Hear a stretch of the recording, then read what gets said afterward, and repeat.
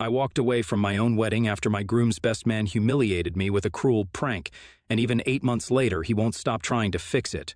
Hey there, Redditors. This is an angry venting session, a cry for help, but relax. I'm doing better now. It's just the feminine rage at the moment. I'll jump straight to the situation and share an unbiased experience. So, I left my groom at the altar 8 months ago.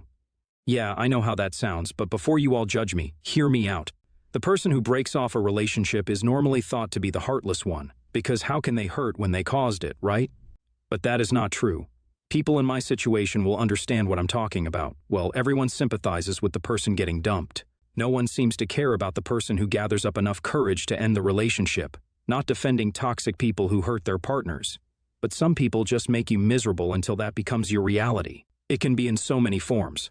Some men are emotionally distant. Some are always too busy with everything except for their partners. Some don't have the guts to stand up for their partners. Some disrespect their partners and label them as mere jokes. Some undermine them, gaslight them, and break off their confidence anytime they do anything remotely good to shine or get success. My man had all of these wonderful traits. Yeah, that's a start right there.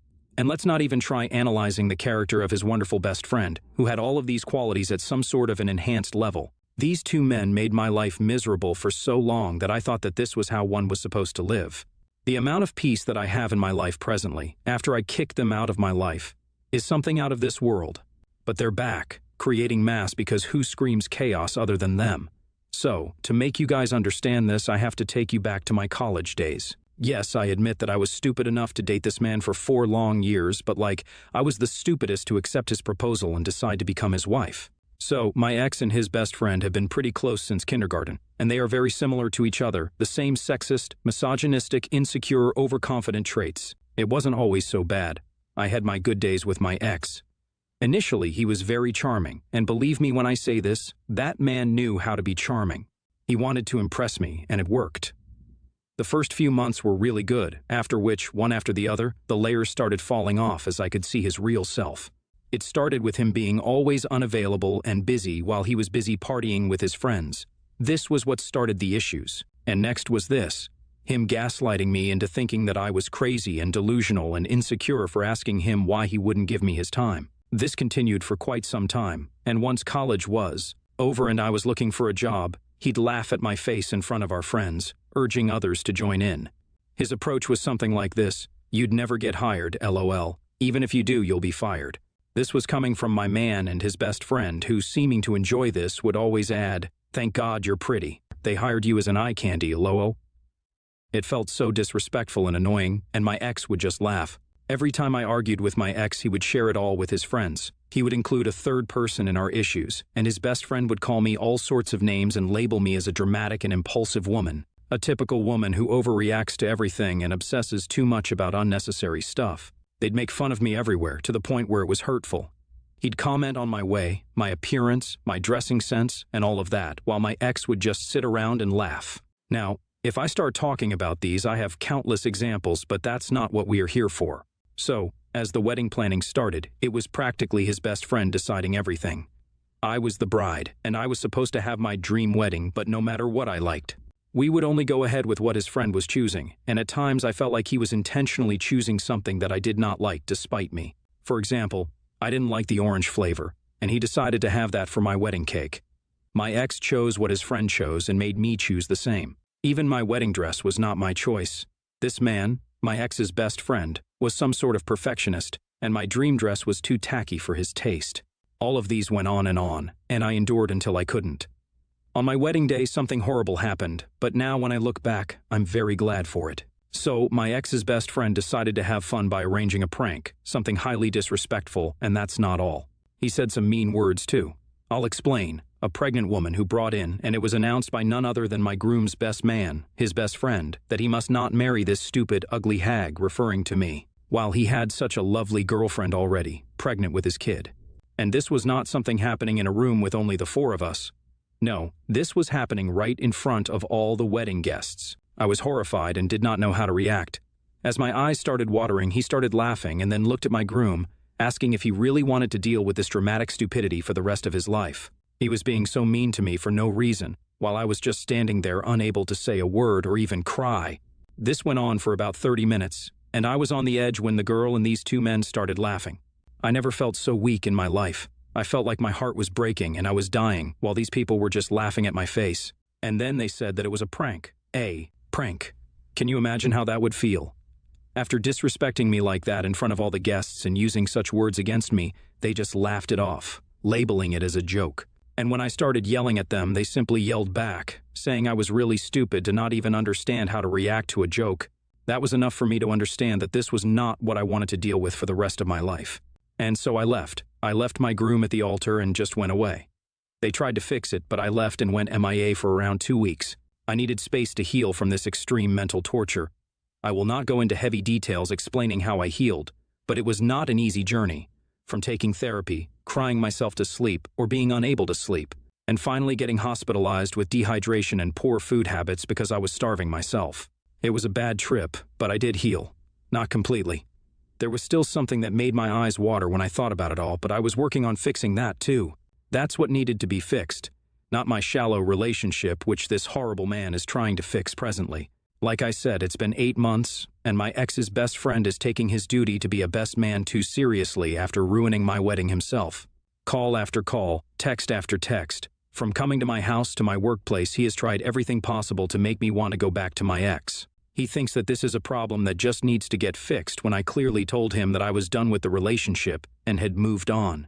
He simply asked if I was dating anyone new. It's like if there was another man in my life, he would probably leave me alone. But as a woman, my choice to be single yet not in love with my ex was not acceptable to them. It was a problem that needed to be fixed. A stupid prank that got out of hand, which now needs to be solved. I am so done with this. It's mentally draining because every time this man tries to talk about the past, it brings up bad memories. Give me some advice, guys. Update 1, thank you for such wonderful comments. When I thought about writing this, it was more of a venting idea.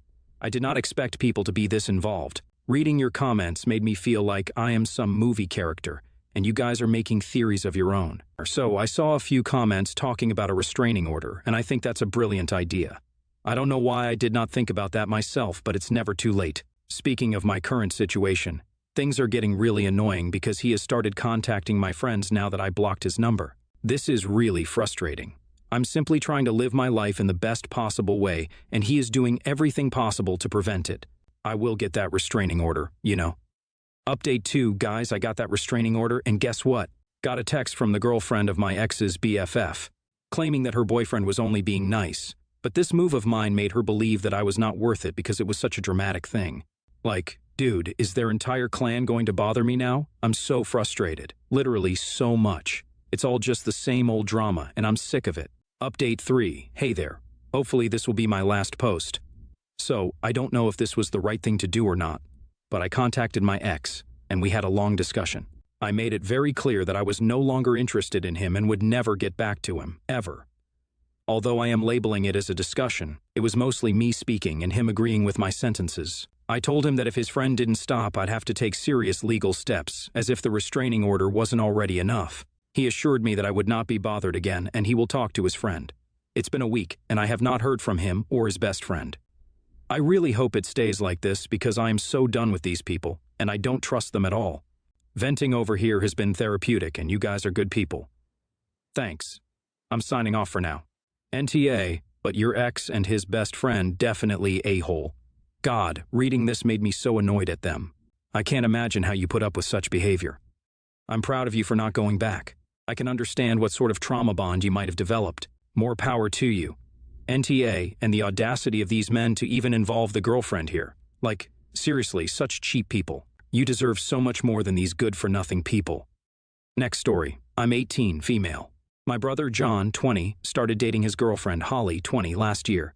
For context, John and I come from a very religious family. John's the oldest of 9. We're all homeschooled, and religion is very important, but we've never had much issues. John especially, but he met Holly a couple of months ago, and well, she gave my mom a heart attack. I'm not judging her at all, but she's had multiple boyfriends before my brother. Posts on her social media quite a bit, and dresses in things that are inappropriate maybe. I'm ashamed to admit, but I wasn't very nice to her, but that's just because I wanted to be like her so bad. My mom was especially hard on her though. She says some crazy things about her dating history, about how she corrupted John, etc. My mom always had this kind image, so seeing her act like how she did woke me up. John moved out to live with Holly and doesn't talk to our parents anymore. He's different. My mom's heartbroken. Dad is too, but he's ignoring the issue, while my mom's stuck on how the vile creature stole her good and pure son. I think it's ridiculous, but I do feel for my mom a bit, so I've kept my mouth shut. But yesterday she saw Holly and John. According to my little sibling that was with my mom, they were acting all cutesy and in love. My mom was enraged. She started ranting about how girls like Holly are the evilest kind, and that while she's lost her son to her, at least her daughters are good girls. She then came up to me and made me promise to never be like Holly. I was going to promise her at first, but I was just so tired of her nonsense. I said, no. She looked a bit surprised, and I kinda lost it and said that Holly's actually really cool and a much better person than most women I've met. Her body count or the way she dresses be damned. I saw my mom start to cry, but I couldn't help it. I told my mom that to me, Holly is a better person than she'll ever be, and also that I'd rather be just like Holly than like her. My mom cried even harder and said that I broke her heart just like John did, and also said she can't believe I'm choosing Holly over her.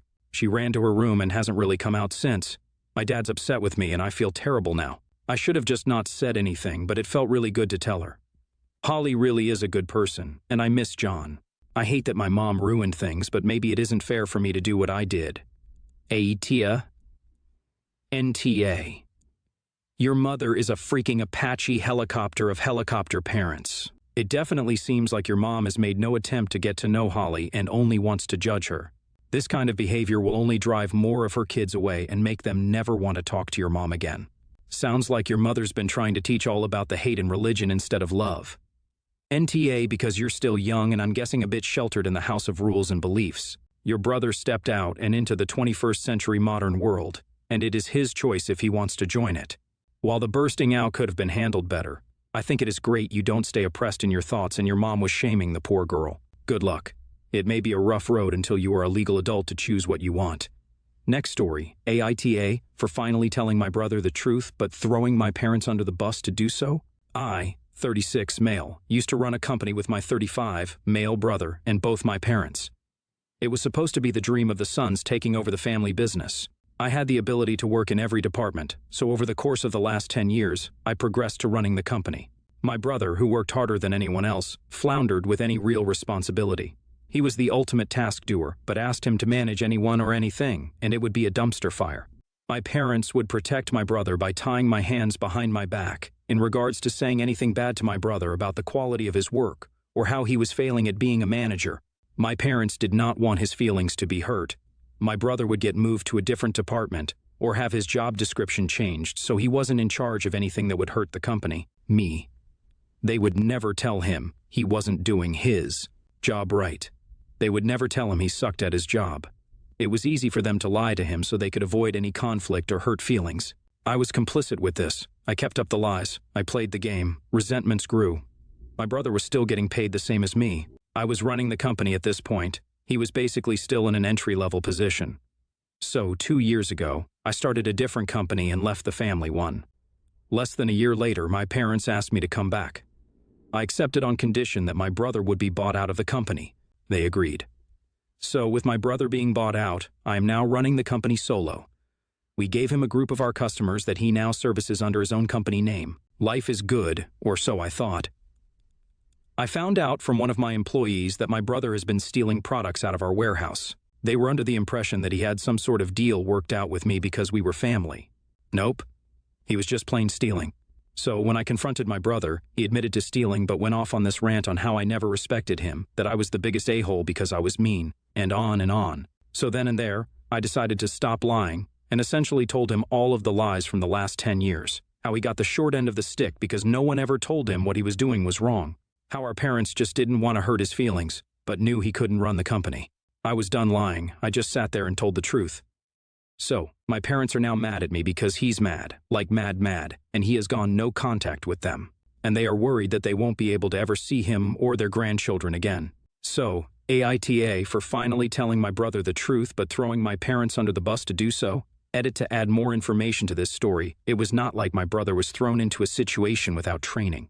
We provided informal training on how to learn more about the business, like this is how we do the books.